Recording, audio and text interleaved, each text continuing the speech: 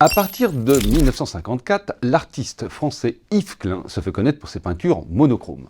Après diverses couleurs, il privilégie un bleu outre-mer qu'il définit comme étant la plus parfaite expression du bleu. Cette couleur est aujourd'hui connue sous l'appellation ICAB pour International Klein Blue ou plus simplement le bleu Klein.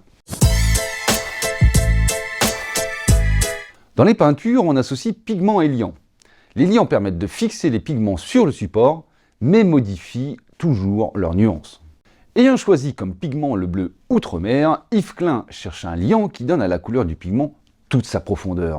Il opte finalement pour un acétate de vinyle qui servait normalement de fixatif et qui permet d'être employé en très petite quantité, ce qui préserve l'aspect du pigment. Génial quoi! Alors posons-nous la question, le bleu Klein pouvait-il être breveté en son temps? Eh bien oui, c'est brevetable. Et c'est tant mieux. Eh bien non, c'est pas brevetable. Et c'est pas grave. Ben, les deux en fait.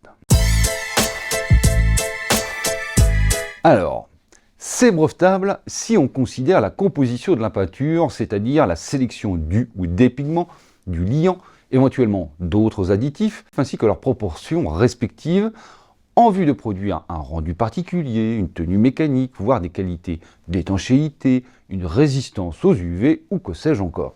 Cela étant, Yves Klein avait renoncé au dépôt de brevet et s'était contenté d'une enveloppe solo.